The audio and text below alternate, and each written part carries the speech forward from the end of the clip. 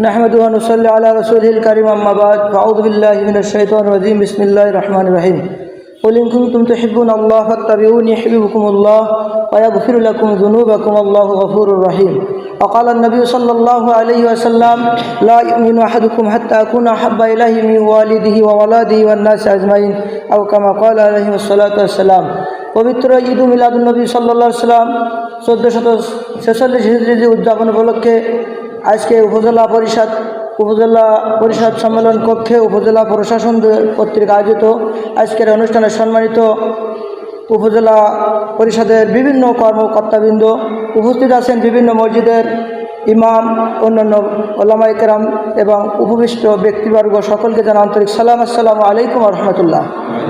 সমস্ত প্রশংসা যে মহান আল্লাহ রাব্বুল আলামিন, বাংলাদেশের যেখানে 90% বেশি মুসলমান বসবাস করে, এরকম রাষ্ট্রীয়ভাবে আমরা ঈদ মিলাদুন্নবী সাল্লাল্লাহু আলাইহি সাল্লাম হয়তো এর আগে কোনো সময় পালন করতে পারি নাই। আল্লাহ রাব্বুল আলামিন যে অনুষ্ঠান করার সুযোগ দিয়েছেন, সেই মহান আল্লাহ রাব্বুল আলামিনের প্রশংসা স্বরূপ সবাই বলে আলহামদুলিল্লাহ।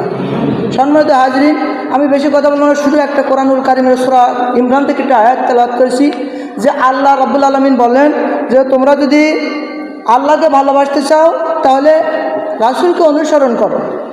রাসূলের অনুসরণ করতে হলে রাসূলের জিন্দেগি আপনাদের বাস্তব জীবনে অনুসরণ করতে হয়। কিন্তু আমরা আমাদের সমাজে কিছু কিছু মানুষ রাসূলকে ভালোবাসি, মাথায় টুপি পরি, গায়ে জুব্বা দেই, কিন্তু রাসূলের যে আদর্শ আমরা গ্রহণ করি না। দেখেন রাসূল সাল্লাল্লাহু আলাইহি ওয়াসাল্লাম জন্মগ্রহণ করেছেন 570 খ্রিস্টাব্দে। ছোটো একটা কথা আমি বলি, রাসূল করিম সাল্লাল্লাহু আলাইহি ওয়াসাল্লাম জন্মগ্রহণ করার পর আমিনার গিরে মাত্র 1 সপ্তাহ পরে সুয়াইবা নামক একজন মহিলা ধাত্রীর কাছে ছিল।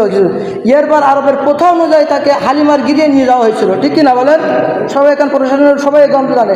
হালিমার গিরিয়ে যাওয়ার পরে হালিমাতুস সাদিয়া রাদিয়াল্লাহু তাআলা আনহু যখন হযরত মুহাম্মদ সাল্লাল্লাহু আলাইহি সাল্লামকে তার ডাইন স্থানটা দিয়েছে, এরপরে আবার বাম স্থানটা দিয়েছে, কিন্তু ওই বাম স্থানটা একটি কোশ্চিনকালও সে মুখ দেয়নি, ঠিক কিনা বলেন? কোনো সময় সে মুখ দেয় নাই, কারণ সে ইনসাফ প্রতিষ্ঠা করেছিল যে আমার ভাইয়ের একটা হক আছে। আজকাল দেশের সরকারি দল, বিরোধী দল, যে দল হোক না কেন, প্রত্যেকের কিন্তু একটা অধিকার আছে। আমরা এটা অনেক সময় ভুলে দেওয়ার কারণে আমরা ইনসাফ প্রতিষ্ঠা করতে পারি না। রাসূলের ভালোবাসা মানে নিজের ব্যক্তি জীবনের সর্বক্ষেত্রে ইনসাফ প্রতিষ্ঠা করা। এই ইনসাফের আদর্শ প্রতীক ছিলেন মুহাম্মদ রাসূলুল্লাহ সাল্লাল্লাহু আলাইহি সাল্লাম। যদি রাসূলকে আমরা কেবল মুখে মুখে ভালোবাসি তাহলে আমরা রাসূল আদর্শ গ্রহণ করতে পারবো না। যদি কোনো ব্যক্তি রাসূলকে ভালোবাসে থাকে, সে সুদখোর হতে পারে না, বলেন? সুদখোর হতে পারে, সে ঘুষখোর হতে পারে না, সে মুনাফিকি করতে পারে না, সে দুর্নীতিবাজ হতে পারে না। রাসূলের ভালোবাসা মানে রাসূলের বাস্তব জিন্দেগি আমাদের সমাজ, রাষ্ট্র, ব্যক্তি জীবনে, পারিবারিক জীবনে, এমনকি আমাদের রান্নাঘর থেকে ক্যান্টনমেন্ট, এখন যে মানে রান্নাঘর থেকে যে সংসদ ভবন পর্যন্ত রাসূলের আদর্শ যদি আমরা গ্রহণ করতাম, কোনো ব্যক্তি অপমানিত হতো না।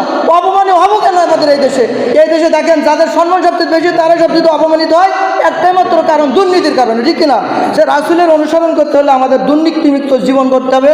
আজকে উপজেলা প্রশাসনে আমি উপস্থিত, আমি যে কথা বলার সুযোগ করেছে, আমি সকলের কাছে অনুরোধ করব, এমন দেশের এমন একটা সিচুয়েশন তৈরি হয়েছে, সেই দেশের একটা মানুষ ইমাম সাহেবকেও পালাতে হয় কিনা বলেন? কেন এরকম সিচুয়েশন হবে? কেন? হক কথা বলবে, হক সর্বক্ষেত্রে যেই আসুক তার বিরুদ্ধে, যে অন্যায় করবে তার বিরুদ্ধে যেন আমরা সচ্ছল হতে পারি, এই সমাজে ন্যায় প্রতিষ্ঠা করে রাসূলের আদর্শ, রাসূল সাল্লাল্লাহু আলাইহি ওয়াসাল্লাম যে উদ্দেশ্যে এই পৃথিবীতে আসছিলেন তার উদ্দেশ্য যেন বাস্তবায়ন করতে পারি। আল্লাহ রাব্বুল আলামিন আমাদের তৌফিক দান করুক। ওয়া মা তৌফিক ইল্লা বিল্লাহ। আসসালামু আলাইকুম ওয়া রাহমাতুল্লাহ।